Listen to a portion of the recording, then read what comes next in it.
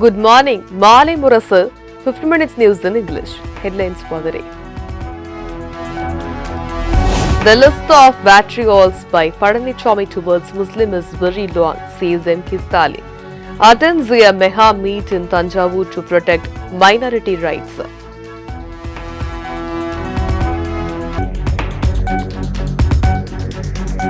AIADMK launches punishment bill campaign to target DMK ahead of 2026 Tamil Nadu elections. Ajit Pawar's funeral today. Amit Shah to attend.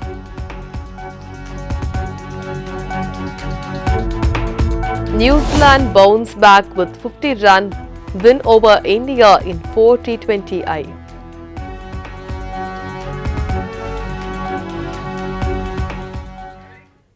News in detail. Ajit Pawar's funeral today, Amit Shah to attend.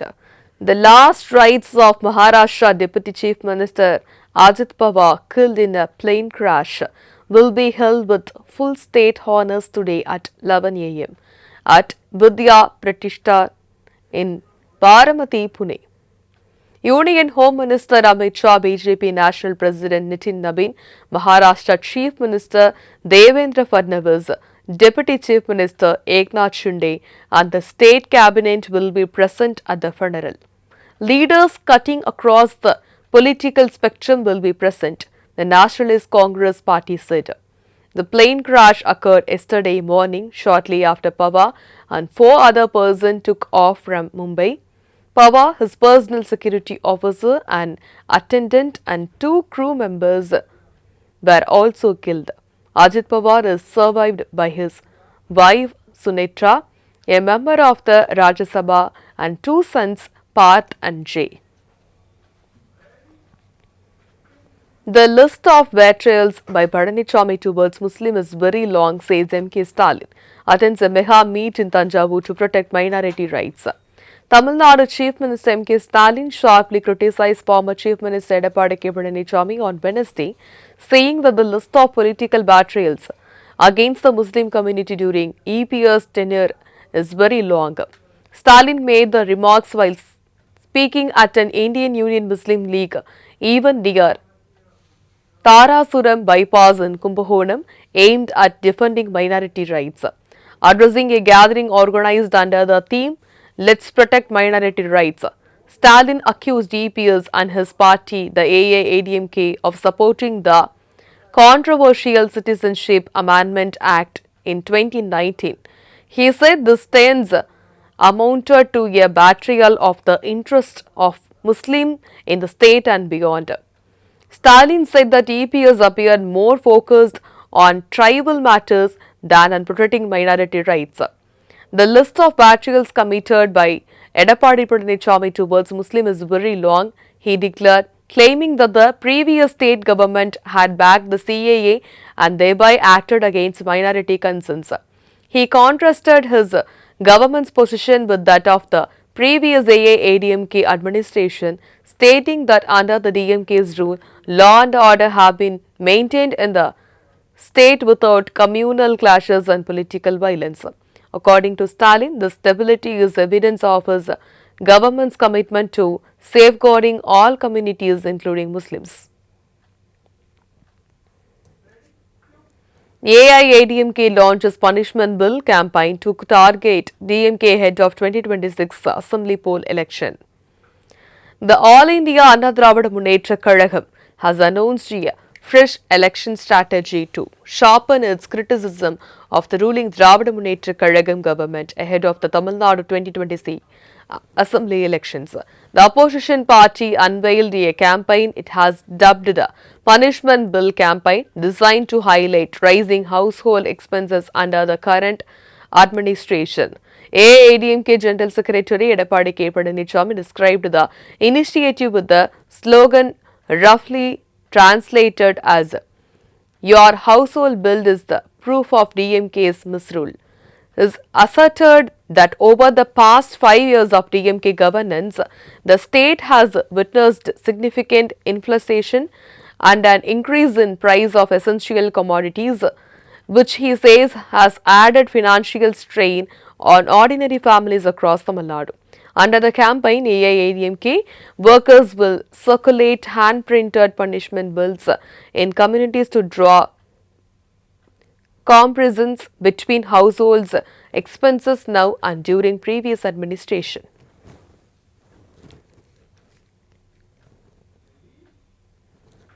Brutal murder of migrant family in Adayar. Tamil Nadu government urged public not to spread hate.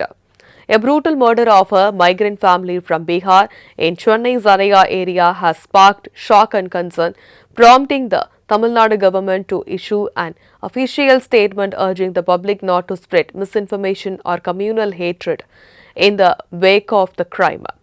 On the early morning of January 26, the bodies of Gaurav Kumar, a young migrant worker from Bihar, and his 2-year-old child were found in the Adayar locality. The gruesome discovery sent ripples through the community, with initial reports alleging that the entire family, including Gaurav's wife, had been murdered. Police investigations led to the arrest of 5 men, also from Bihar, identified as Sikandar, Narendra Kumar, Ravindranath Thakur, and Vikas, in connection with the killings. Authorities have ruled out any involvement of local residents in the crime and said the incident appears to stem from a personal dispute among the individuals involved, not from regional or community tensions. The Tamil Nadu Fact Check Unit has also debunked circulating social media claims that the murder reflects widespread anti-North Indian sentiment or that migrant workers in the state are unsafe. Officials noted that such false narratives are being spread with the intention of disturbing public peace and fostering divisions.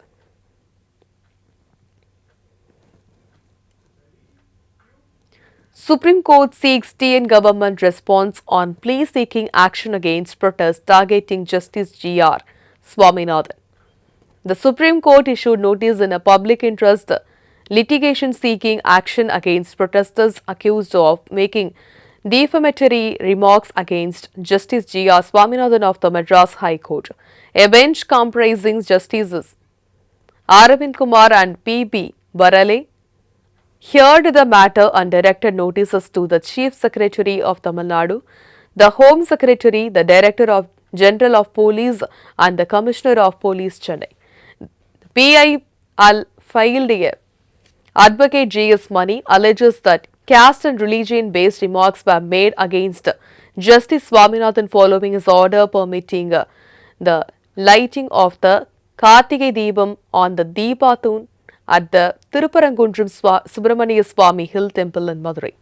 The petitioner claimed the remark were intended to disturb social harmony and provoke law and order and communal unrest.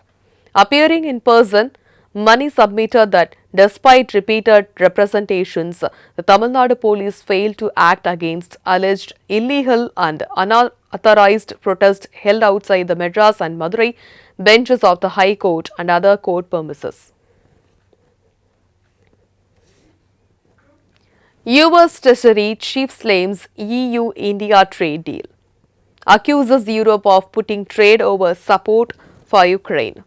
US Treasury Secretary Scott Bessent sharply criticized the newly concluded European Union-India Free Trade Agreement, accusing European nations of placing commercial interests above their stated support for Ukraine. Bessent described the pact, finalized after years of negotiations, as a sign that Europe prioritized trade with India over coordinated Western pressure on Russia.